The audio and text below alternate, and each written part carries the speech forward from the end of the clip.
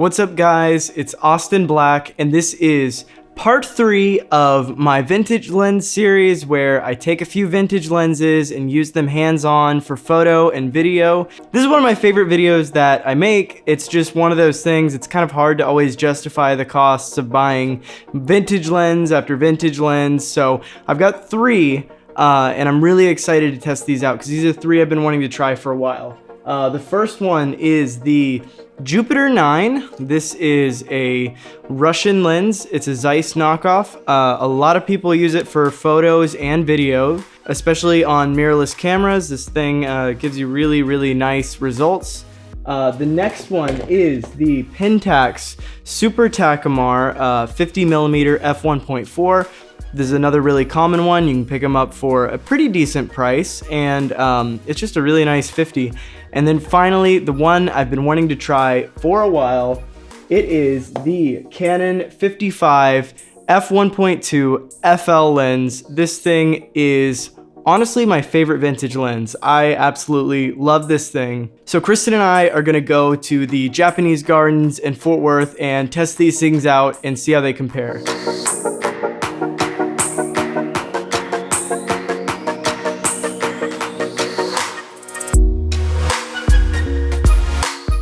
So like I said, we primarily shoot with the Sigma art lenses. These lenses are tack sharp, wide open, and they resolve to a high megapixel count, but it lacks a lot of the character. You know, you see this lens is huge, it's got a lot of glass elements. It doesn't have the same character that a vintage lens would. So we're at the Japanese gardens in Fort Worth. We're gonna test this lens and we're gonna test a few vintage lenses and see what we get. So what I'm trying to do is I'm trying to get a few shots wide open just to show how sharp the Sigma is and just how clean everything is. Everything's clean and tidy, no chromatic aberration, no crazy flaring or ghosting. There's a cool shot to be had here. The image looks super clean, wide open, and there's no chromatic aberration. It also really helps having autofocus. You know, I'm a big proponent of Sony's autofocus system, which works great. So here we go, let's get some pictures on this little bridge.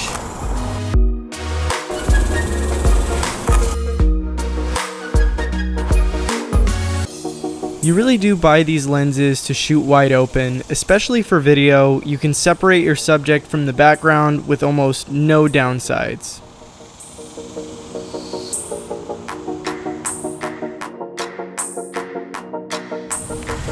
Okay, so I think now it's time to show you a little bit about our vintage lenses that we brought, and I want to start with the Pentax Super Takumar 50mm f1.4. This is a pretty basic vintage lens, but I really like it.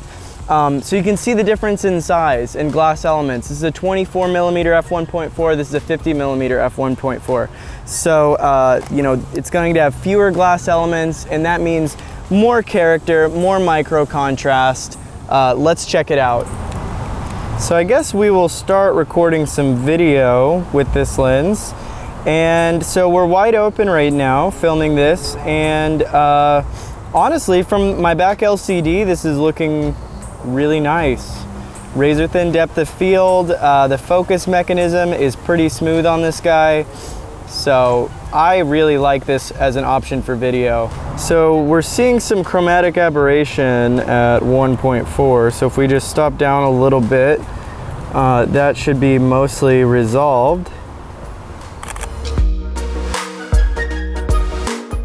So with these vintage lenses, I'm always very interested in the flares you get wide open. So here we go. This is like maximum flare right here. We're midday, it's super bright. And here we go, let's see what that looks like. So I honestly feel like this lens has a more subtle flare than most. It's got a nice little like kind of halo look to it. But nothing too crazy. It doesn't overtake the frame or anything like that. I think it looks really nice, honestly.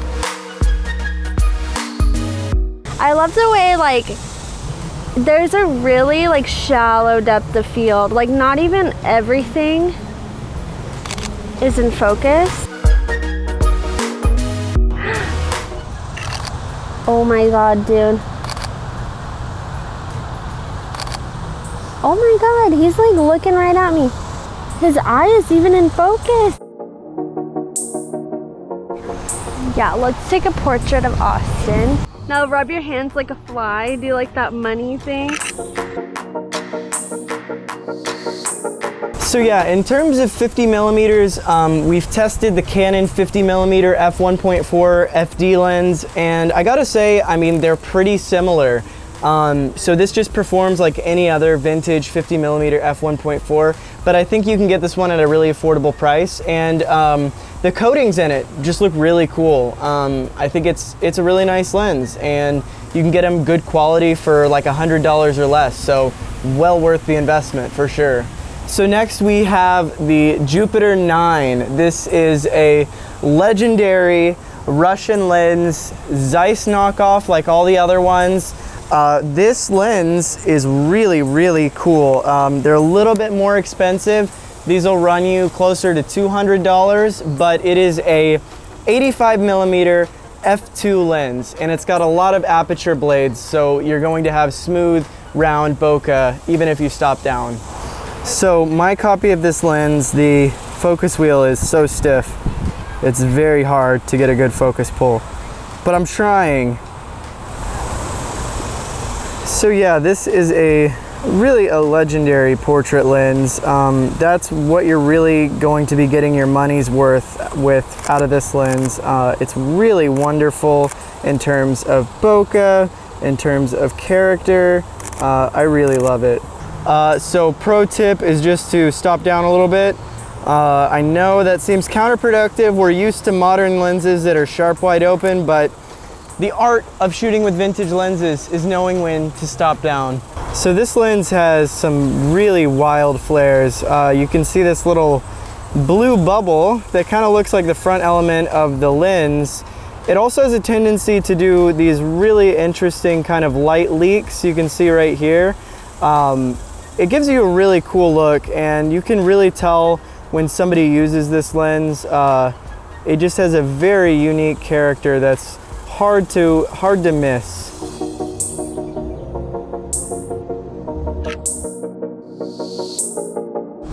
Just stand right here in front of me, sir. Sir? Sir.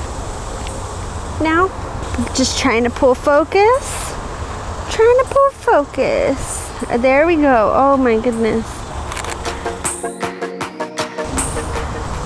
I'm gonna take a picture of this tree.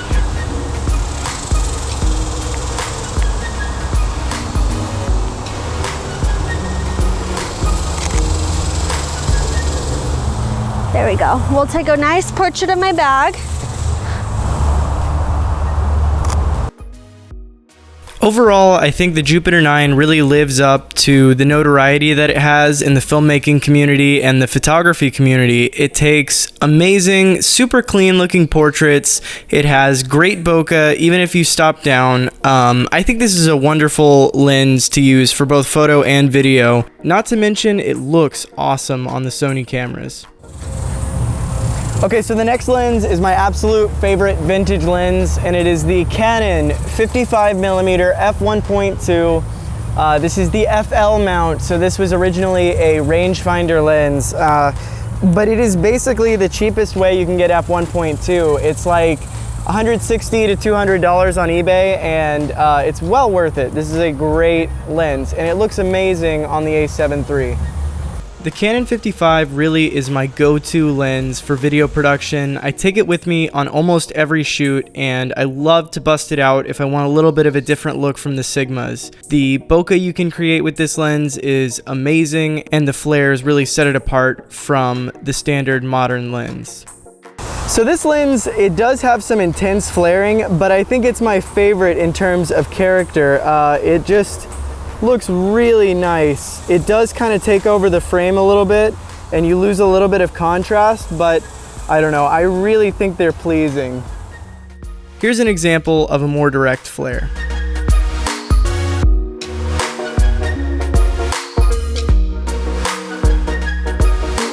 So I feel like this lens actually shares a lot in common with the lens we're filming with right now, which is the 55 1.8 Zeiss.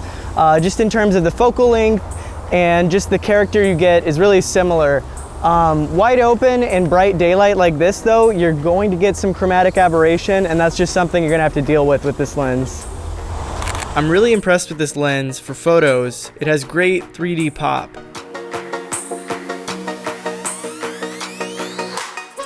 I think today this one was my favorite. It was the easiest to use and it really impressed me. You could get 1.2 in $1,000 lens, or you could go the budget friendly option and buy this one. I think this one really has it all. 55mm is a great focal length for a vintage lens. It has 1.2 if you need it.